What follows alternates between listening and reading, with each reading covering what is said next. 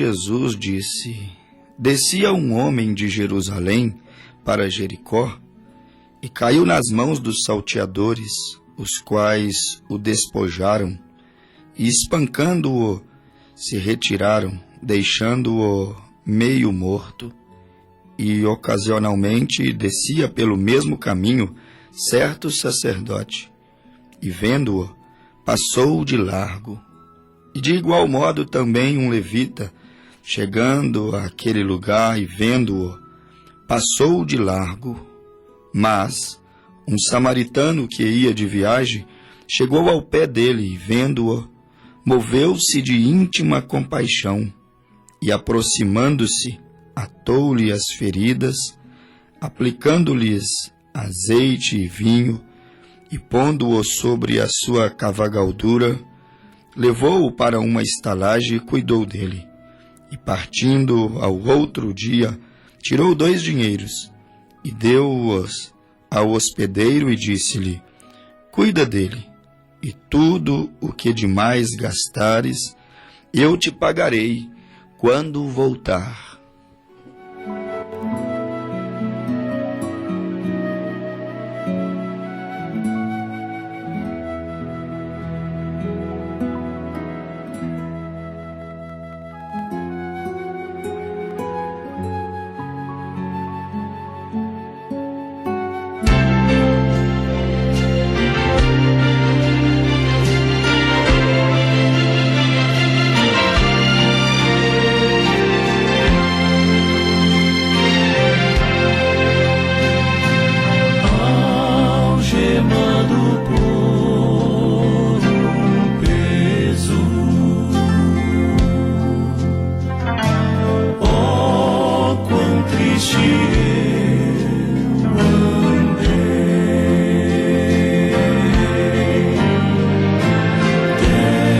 Sentir a mão de Cristo, não sou mais como era, eu sei. Tocou-me, oh, tocou-me de paz. Encheu meu coração quando Senhor Jesus tocou, livrou-me da escuridão.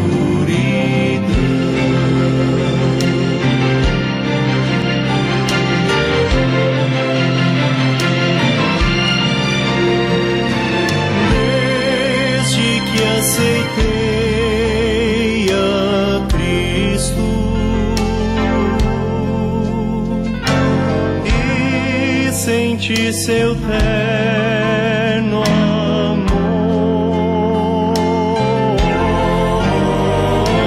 Tenho achado paz em vida.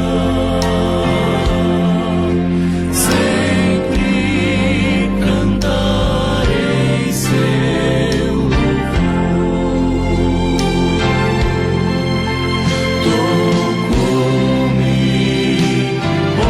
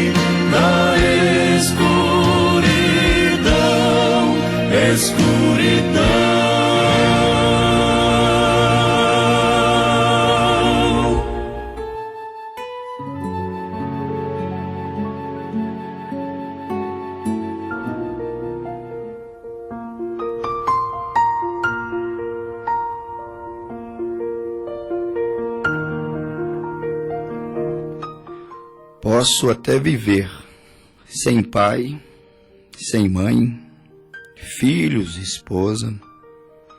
Podemos até viver sem dinheiro. Quantos vivem sem tudo isso? Vivem mal, na verdade.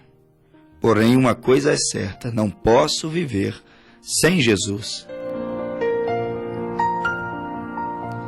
Porque a vida sem Jesus é uma vida cheia de traumas, tristezas, cheia de dores, e dores que nunca passam. A vida sem Jesus é uma vida completamente sem sentido, sem propósito, sem objetivo.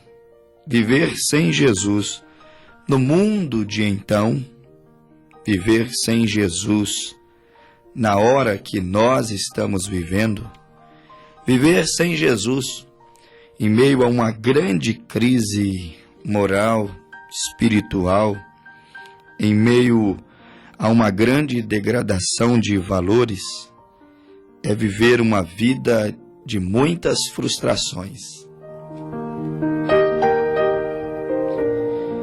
A verdade é essa, no mundo é tudo tão difícil. É difícil amigos verdadeiros. É difícil ombros para recostarmos e chorarmos as nossas dores, nossas tristezas, nossas angústias e mesmo as nossas derrotas, até curarmos as nossas feridas. Com Jesus também foi assim. Ele andou, atraiu multidões, conquistou muitos para o seu reino. Ele também estabeleceu uma comitiva de 12 homens para estarem sempre ao seu lado.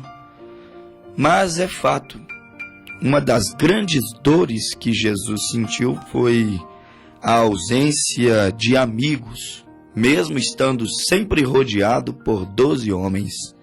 Mas nós encontramos na Bíblia que o momento quando ele mais se angustiou, o momento quando ele mais precisou de um abraço, o momento quando ele mais precisou de alguém perto, chorando com ele, quem sabe sentindo a sua dor, desesperando com ele, aqueles 3 amigos mais chegados, os quais fica claro na Bíblia que ele tinha mais afinidade, Pedro, Tiago e João, estavam no Monte da Transfiguração, foram também ao jardim do Getsêmani, na angústia, na aflição, no desespero do Mestre.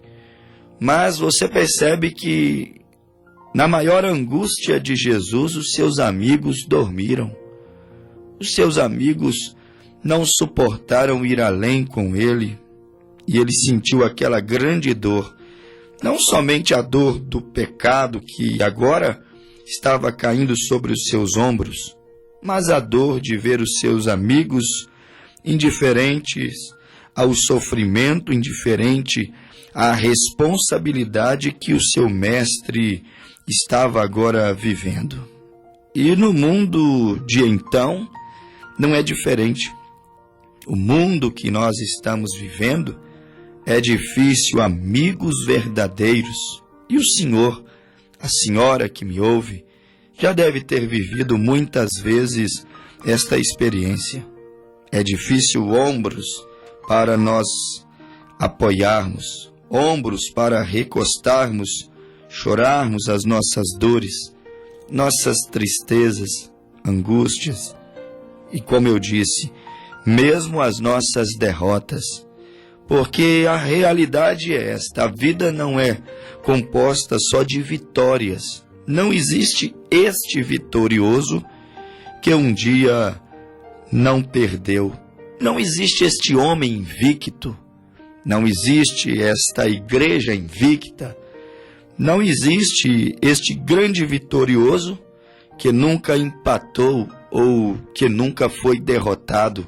Todo grande vitorioso já passou pelos seus momentos difíceis.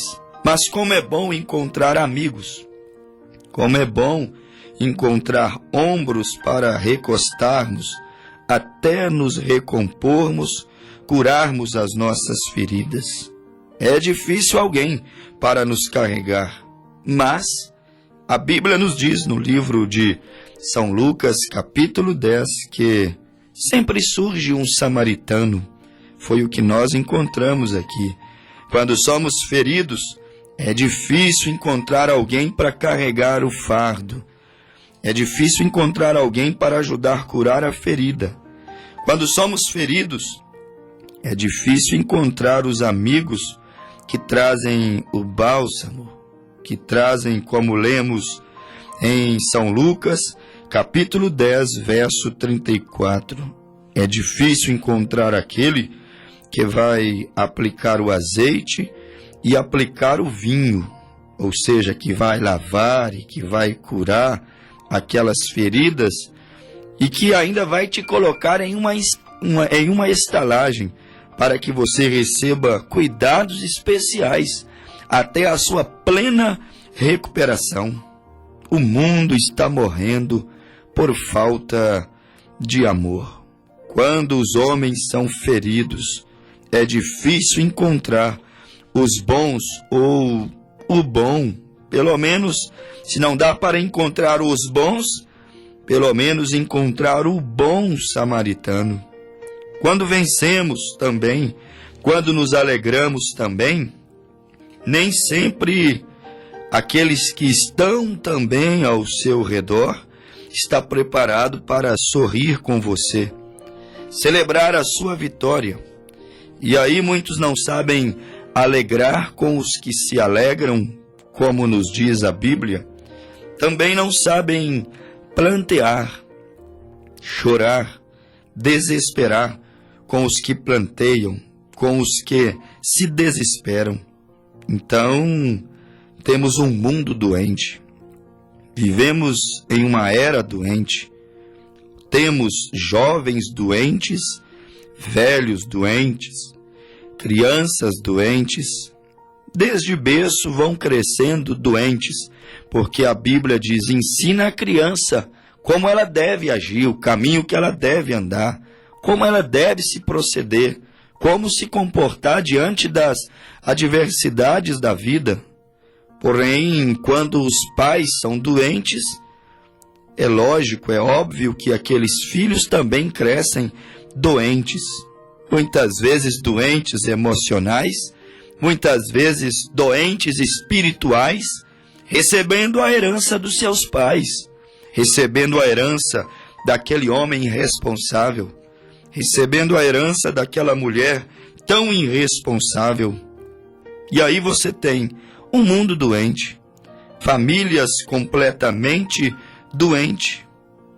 Quando eu digo mundo doente, famílias doentes, nós também conseguimos ver um mundo, uma família, um homem que não socorre aflitos, que não estende a mão, que não sabe curar feridas, não levanta os caídos.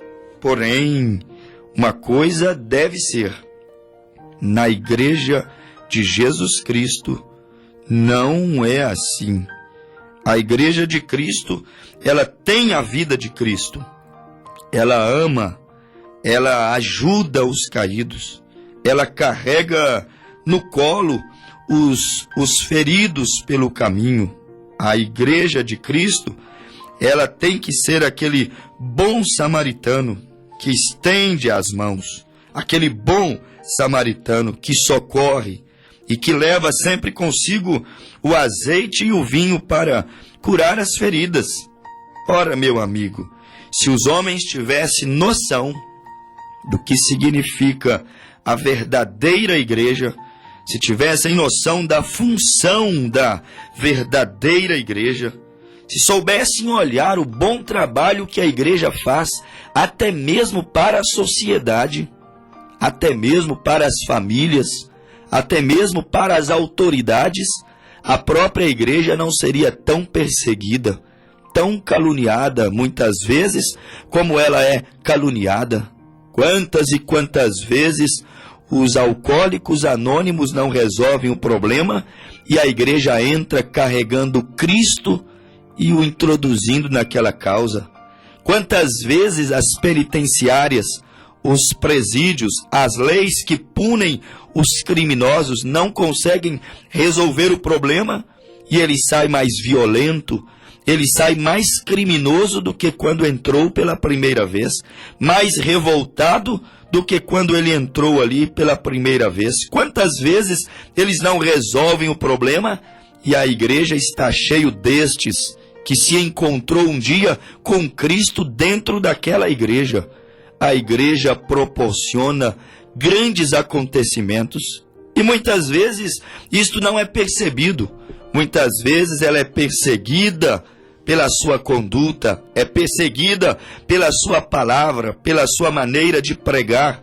Muitas vezes ela é perseguida porque não se comporta como o mundo. Mas se soubessem olhar para a igreja de Jesus Cristo, então nós veríamos aquela igreja como aquele bom samaritano, aquele que carrega no colo, aquele que levanta o caído, como diz a Bíblia, aquele que pega o ferido e coloca na sua cavalgadura e o leva, e o faz prosseguir, e o faz não morrer à margem do caminho. Meu amigo ouvinte, esta é uma realidade. A igreja de Cristo, ela tem a vida de Cristo. A igreja de Cristo, ela faz exatamente o que Cristo fez quando ele esteve aqui na terra.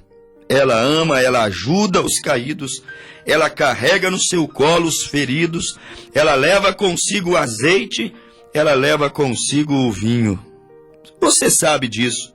Satanás é um grande salteador. Satanás é aquele que fere as famílias. Satanás é aquele que, na verdade, pega-os ao longo da sua viagem terrena e então os fere, rouba o seu ouro. Quantos casamentos ele salteou a alegria? Quantas famílias Satanás tem salteado a harmonia? Quantas pessoas o diabo tem roubado a sua saúde? Quantos jovens o diabo tem salteado os seus sonhos, tem roubado os seus ideais, os seus propósitos de vida. Muitos sonhavam em ser médicos e se tornaram traficantes. O diabo é salteador, ele rouba, ele fere valores, ele fere sentimentos. Muitas mulheres sonhavam ser veterinárias, advogadas, mães honradas de filhos, excelentes esposas e donas de casa. No entanto, os salteadores que surgem ao longo da caminhada roubaram os sonhos daquelas mulheres, roubaram os sonhos daqueles jovens. Os ladrões, eles tiraram o ouro daquele viajante. Os ladrões, os salteadores deste século também, eles tiram o ouro. O ouro representa o caráter. O ouro representa também os seus ideais. O ouro representa também o seu senso de pudor, amor, anseios, propósitos. E os salteadores estão aí, roubando essas coisas. O senso de pudor, amor, anseios, ideais, roubando o caráter, porque ouro fala de caráter. O ouro é batido até que suas escórias caiam por terra. O ouro é queimado no fogo até que ele esteja completamente purificado. É o que Cristo faz através da palavra com a vida de um homem. Cristo às vezes bate com a palavra, ele queima às vezes com o fogo do Espírito Santo, até que haja um caráter, até que aquele ouro possa refletir o rosto daquele que está purificando-o. E é Cristo que purifica a igreja. E ele vai batendo e ele vai batendo e ele vai ferindo muitas vezes, até que o seu rosto possa ser refletido na igreja. Mas o diabo gosta de roubar. Aonde Satanás vê valores, ele começa a rodear. Ele começa a querer roubar o caráter, roubar os ideais, roubar o pudor, roubar o amor, roubar os anseios. E aí você começa a encontrar muitas e muitas famílias, muitos e muitos jovens, muitas e muitas pessoas caídas à margem do caminho. Por quê? Porque ladrões roubaram os seus sonhos. E muitas vezes, de um sonho tão bonito, aquela pessoa passa a viver um pesadelo. Como certa vez eu ouvi um jovem dizendo: o meu sonho era ser um médico, não ser um traficante. O meu sonho, desde a infância até na minha juventude, quando eu entrei para o mundo do crime, ele disse: o meu sonho era ser um médico. No entanto, salteadores, espíritos salteadores, roubou o seu sonho e o fez viver um grande pesadelo. Agora, ladrões, muitas vezes meretrizes, muitas vezes presidiários, assassinos, traficantes, estão vivendo um pesadelo, de um sonho tão lindo a um grande pesadelo. É como aquela jovem sonhou tanto com um casamento feliz, sonhou tanto com aquele príncipe dos contos de fadas, sonhou tanto com uma vida tão cheia de pétalas, estrelas e flores, uma vida tão cheia de amor, sentimentos, afetos, harmonias. Sonhou tanto com lindos filhos, uma linda vida familiar, mas quando ela cai em si, está vivendo um pesadelo.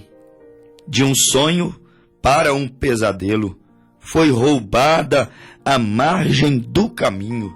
Salteadores lhe roubou, lhe feriu, e diz a Bíblia, lhe deixou meio morto pelo caminho, desmaiado, sem força para se levantar daquela situação tão complicada, sem força para levantar daquela situação de lágrimas, dores, tristezas, angústias, depressões. E naquele momento, quando precisa-se de um amigo, um bom samaritano, pleno século 21, fica difícil. Muitas vezes este bom samaritano não está dentro de casa, não está dentro do seu contexto de trabalho. Este bom samaritano não está no colégio. Muitas vezes este bom samaritano não está na pessoa daquele que supostamente é o seu melhor amigo.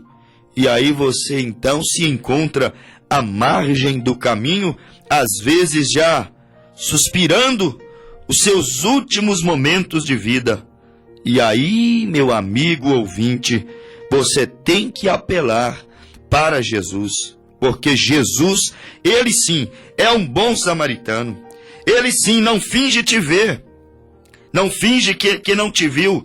Quantos passaram à margem do caminho, olharam aquele pobre homem caído e ferido, porém a Bíblia diz que eles passavam ao largo.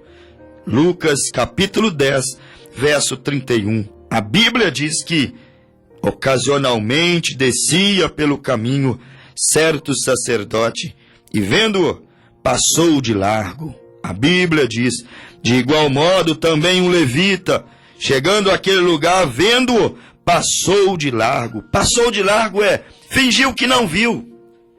Fingiu que não viu o problema alheio. Fingiu que não viu aquelas lágrimas. Fingiu que não viu aquele gofado de sangue. Fingiu que não viu que aquele homem estava morrendo e mesmo sem forças para pronunciar palavras, pedindo socorro. Quantos passam e fingem não ver? É assim a vida do homem. Porém, o nosso Deus tudo vê, meu amigo ouvinte. Foi para falar a você que eu vim aqui neste programa hoje. A você que muitos estão passando de largo, fingindo que não está vendo o seu sofrimento, fingindo que não está vendo as suas lágrimas, fingindo que não está vendo as angústias que você está passando.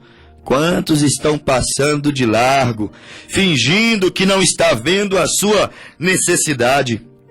Porém, eu tenho uma notícia para te dar. Jesus está na igreja. Jesus orou dizendo ao Pai: Pai, que a igreja, que os meus filhos, que os discípulos sejam um comigo, assim como tu és em mim. Assim como nós, Jesus orando dizia, somos um, que a igreja seja um também comigo. É isso, Jesus habitando na igreja. Quando você encontra a igreja verdadeira, você encontra os bons samaritanos. Você encontra aquele que não vai terminar de te jogar no buraco, mas vai estender as mãos para te tirar de dentro daquele buraco. Jesus na igreja para curá-los, curar os feridos. Jesus na igreja para libertá-los, aqueles que foram roubados, prejudicados pelos salteadores da caminhada e frustrou seus sonhos, os seus propósitos de vida.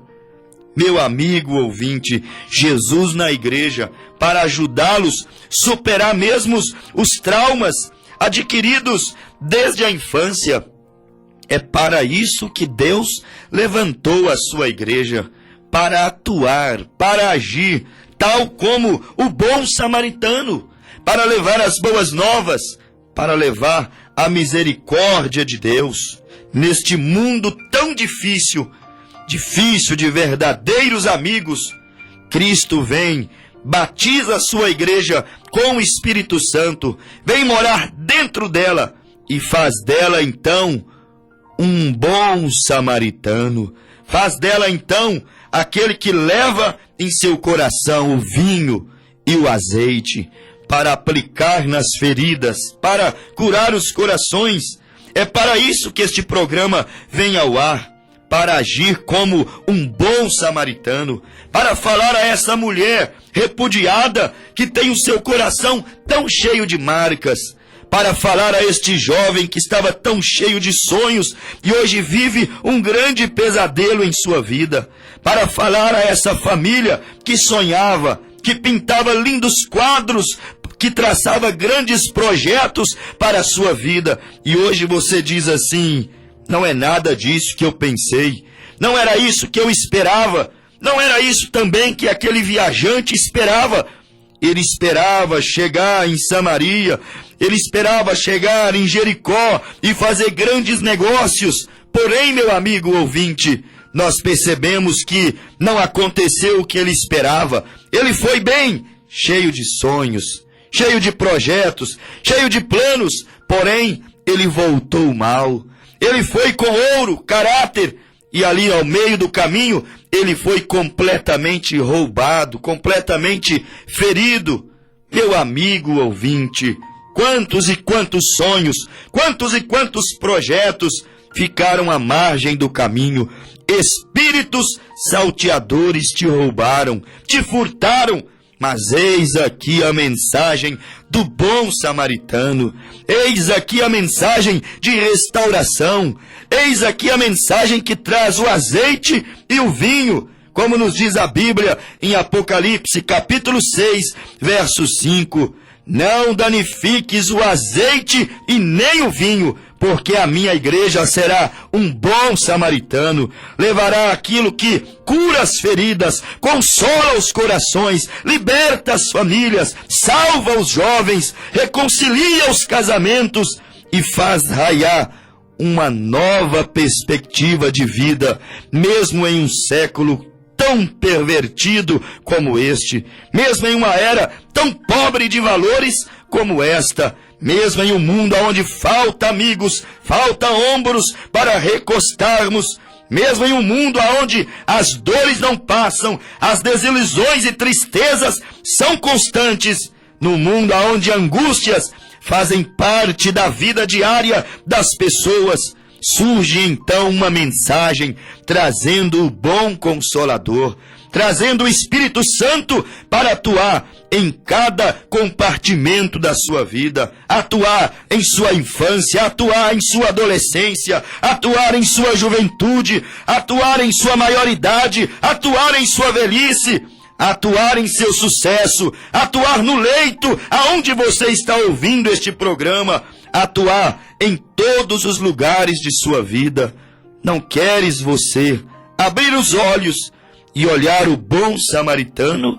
Ele aproxima de ti neste momento e ele diz: vinde a mim, todos vós que estáis cansados e sobrecarregados, e eu vos aliviarei.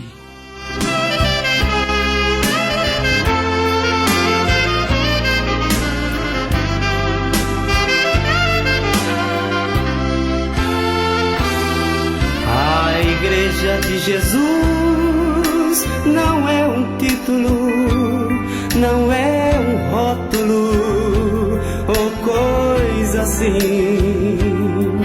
A igreja não é uma denominação ou um sistema religioso, enfim. A igreja não é uma organização, é um organismo cheio de luz. A igreja é formada pelos